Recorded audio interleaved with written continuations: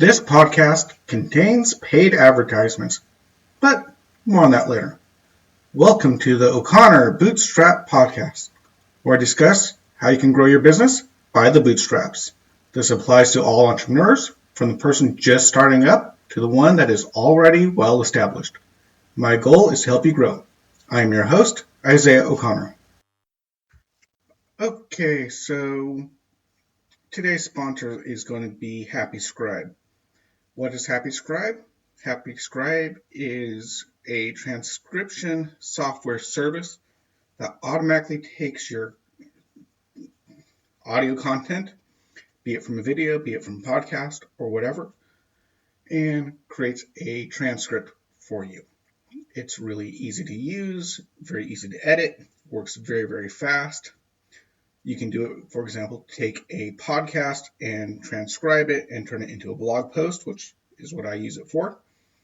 And you can also use it to transcribe and create subtitles for videos and text for videos, etc. Really great product, great for business use. Go check them out, happyscribe.com. Now, today I will be talking about the proper equipment. And when you're a bootstrapper, getting up to the point of having proper equipment can be, difficult, take some time, maybe put you in some debt, which, as you know, if you've listened to me for any length of time, I really don't like. And I even went into debt and I spent more on my equipment than I should have because I had to put it on a personal loan from the bank to get it. Now, I could have probably done it another way, but I was panicking and rushed to get the equipment. Now, here's a question, here's a thought. Do you absolutely need the absolute perfect top-of-the-line proper equipment for your business when you first start up? Well,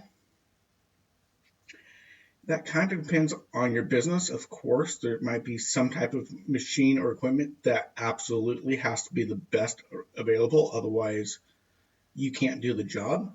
I can understand that. But that doesn't mean you need to go into debt to get the proper equipment, or that you need the best, most fancy thing out there. For example, say you're doing a landscaping service, and so you need a pickup truck. Now you can go down to the dealership, get a business lease, which is the most expensive way to operate a vehicle, and get a current year brand new big pickup and spend a ton of money on it that you don't have to get it going, or maybe not a lease, maybe you buy the pickup truck, but you get it on a loan with payments. And now you have a really fancy pickup truck that works really, really well, but you're not making any money yet. And you really didn't need the big fancy pickup truck with all the MP3 player and digital radio and Bluetooth capabilities now, did you? Probably not. You don't absolutely have to have all the bells and whistles. And oftentimes when you're starting up, you really want the equipment that has all the bells and whistles. And of course, it's nice to buy new if it's an expensive piece of equipment and you want the warranty. That's part of the reason I did buy the equipment new, because I needed to make sure it absolutely worked and wanted the warranty. That's one reason to get new, is if it's an expensive piece of equipment and it has a warranty coverage on it, that might be worth the while. Now, what do you do if you don't have the money and you don't want to go into debt? Do you absolutely need to go out and buy the most expensive thing? No, of course not. When you're first starting up, you need to go around and see what you can get with the money you have. You can start out pretty low end. For example, I know that I need a better microphone for my podcasting. Right now, I don't have the money for it. I'm working towards trying to get the money for it, but at the moment, I don't have the money to get a really nice, fancy podcasting microphone. However, I have a microphone available on my computer, on my phone. I can use those and I can get the job done. That's the most important thing. The most important thing is, can you get the job done at a reasonable quality in a reasonable amount of time so that you can make enough money so you can start saving up money for better equipment. Now, the flip side of this is getting equipment that's not designed for what you're doing, making it work for the moment, but having it be a possibility of causing more harm than good. If you don't have the proper equipment, for example, to cut down a tree. Say you've got an axe, which will cut down a tree, and you want to start a wood service, and all you have is a really cheap axe that you got for 20 bucks. It might be a decent axe, it might be able to cut down a tree, but in the long run, it's a lot more work, it takes a lot more time, and you'll have to charge a lot more money to make up for the loss of time using an axe to cut down trees if you want to start a tree cutting service. You'd need at least a basic chainsaw to get the job done. Can you do it with an axe? Sure. Can you do it with a handsaw? Of course. That's what they did for centuries. Does it make sense in the long run? No. Now, if you absolutely have to use an axe to cut down a tree because you're doing a lawn maintenance service and the owner says, hey, can you chop down this tree for me? Okay, sure. But you don't necessarily need to go out and just try to start up with really bad equipment either. You need to get at least decent equipment to do the job. Now, when I started off, I started with balloons. All I thought I needed was a simple hand pump, which I had, and some balloons, which I got. And a simple hand pump works fairly well. I was able to work with it. I was able to get jobs with it. I was able to do big events for a long time, hours on hours on hours with a simple hand pump. It did the job. Now, as time went on and I got more experience, I realized I couldn't keep up with the pace with a hand pump. And so I looked into, and at that point I had saved up enough to buy what they call a floor pump.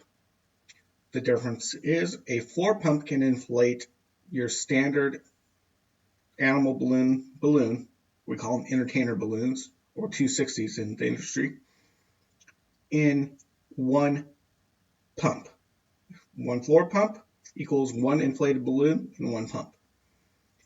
Your standard hand pump takes about 6 to 8, and really, really cheap ones, way more than that, pumps to inflate.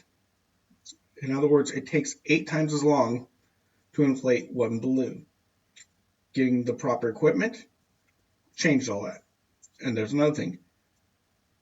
There's two extremes. Some people will try to do things the cheapest way possible, cut costs on every single corner they can, cut every corner they can, cut costs everywhere they can. And that's great when you're starting up, but you need to invest in better equipment as you go. You need to plan and put into your business plan, into your savings, into your business budget, new equipment, the cost of new equipment. Save up for it. But decide to get better equipment as you can, because as you grow, you will need better equipment. When I first started, I was doing a birthday party for an hour. Now, one pump, hand pump, an hour at a kid's birthday party, maybe 10, 15 kids, not too bad. But when I do an event for 6 hours straight with hundreds of kids, when I have a line that is about 15 minutes waiting, 15, 20 minutes waiting time for all 6 hours, a small hand pump does not cut it. I need to be able to speed up. So I need to buy a better pump. Therefore, I invested in better equipment as I went. And I've been slowly picking up extra and better equipment. Another thing is, sometimes you want to add a service to your product. Add to your products or service. Again, you start with the equipment you have. You save up and then you can buy extras to add in. For example, I bought the equipment to put letters and text and logos onto balloons. It was a very nice thing to own. It was a nice thing to offer my clients. It's really helped. It's increased my sales. Well worth the money. But I waited on that because it was not a mandatory part of my business structure. I waited until I had the money to buy the better equipment. And now I have the equipment, and now I have an extra offering that not a lot of people offer. Adding text to the balloons, adding logos to the balloons. So you do want to build up, you do want to add to your equipment, you want to build it up, you want to replace old and slow and inefficient equipment with better, new, faster equipment. Of course, you need to build it up.